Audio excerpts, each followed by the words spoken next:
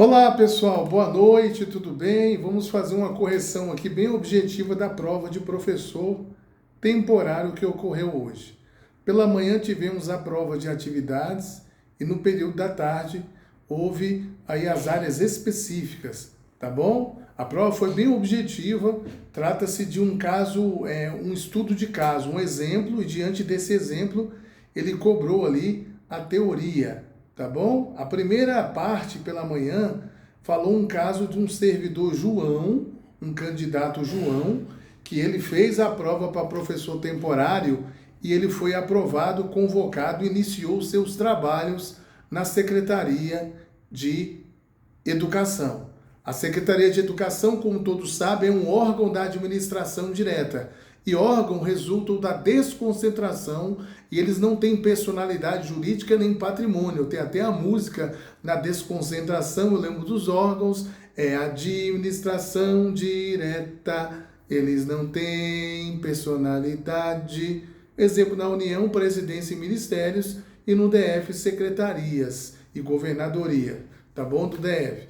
Então perguntou lá na primeira questão, dizendo que ele vai trabalhar na administração indireta, já está errado. E dizendo ainda que os órgãos têm personalidade jurídica, está mais errado ainda a primeira questão. Beleza? Bem tranquilo. E aí, quando ele foi convocado, perguntou se esse servidor João, ele seria um caso de um ato geral. O Eli Lopes Meireles é um autor muito conhecido, esse professor aqui, o Eli Lopes Meireles, é a doutrina tradicional, ele classifica os atos quanto aos destinatários em gerais e individuais. Os gerais, eles têm destinatários indeterminados, por exemplo, o edital de um concurso. O individual, ele tem um destinatário certo e determinado. Então, pela lógica, um edital de concurso, ele é um exemplo de um ato geral e a nomeação de um servidor João seria um ato individual. Mas observe que nesse caso de João, ele não vai exercer cargo público, tendo em vista que a Lei Complementar 840 aqui atrás, ela fala no artigo 2º que servidor é uma pessoa legalmente investida em cargo público e que cargo público, no seu conceito, é o conjunto de atribuições e responsabilidades cometidas a um servidor. E esse servidor, ele é somente o servidor efetivo ou o comissionado. O temporário, ele não vai ser servidor regido pela Lei Complementar 840. Então aí já está errado, tá bom? Isso já está errado. Mas observe que ele, embora seja temporário, ele fica sujeito a algumas situações.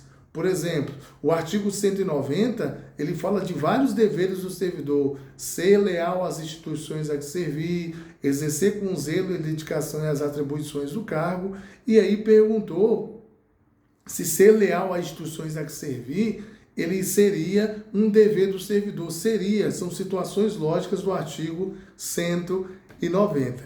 Beleza? Já na parte da tarde, então eu teria ali o gabarito extraoficial da primeira parte. A 37 está errada, a 38 está falsa, a 39 está falsa e a 40 está correta.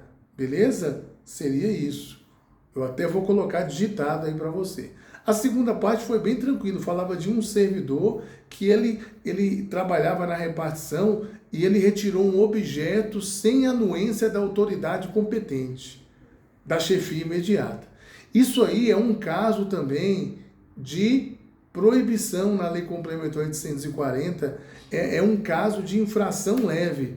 Essas infrações leves, elas acarretam a penalidade de advertência e tem um procedimento administrativo, a sindicância, a autoridade que apura é o chefe imediato, o prazo de prescrição é de 1 ano e cancelamento do registro de 3 anos. Nós vimos isso aí em sala de aula. Então, diante desse caso, ele perguntou, primeiro, aplicação da sanção, caso ele seja aplicada uma sanção de advertência por ser uma infração leve, isso configura um poder de polícia? Não, isso configura o poder disciplinar, porque o poder de polícia tem a ver com limitar o direito individual em prol da coletividade. E o poder disciplinar é a faculdade punitiva da administração de apurar julgar e punir o servidor que incorrer em infrações administrativas. Beleza? Então está errado a questão 37. A questão 38, ela falou aqui sobre, dizendo que a Secretaria de Educação não tem competência para aplicar essa penalidade ao servidor. Não, pelo contrário, ela tem o dever de aplicar a sanção, até mesmo porque a administração é obrigada a agir. É obrigado. O chefe que tiver ciência de alguma infração administrativa, ele é obrigado a apurar, de algum fato, ele é obrigado a apurar. Então está errado. Depois, essa questão de aplicar uma penalidade ao servidor. Pergunta, é a questão agora, questão de número 39. O ato de aplicar uma penalidade ao servidor que tenha presunção de legitimidade, de veracidade, contribui um atributo do ato administrativo? Sim, o ato administrativo goza de presunção de legitimidade e de veracidade. E quem fala isso é a Maria Silvia Zanella de Pietro. Então, eu tenho um livro dela aqui também, da de Pietro, muito importante. Eu tenho todos os livros aí da doutrina. Depois a questão de número 39, falava sobre essa questão. E a última, 40, ela falava sobre o ato administrativo desse servidor de retirar um objeto da repartição ou documento sem autorização do chefe imediato, configura uma infração leve que pode acarretar uma infração de advertência? Sim. Então a segunda parte ficou tranquilo. 37, falsa. 38, falsa. A 39, verdadeira, que falava do atributo. A 40, também verdadeira, que falava dos deveres, beleza?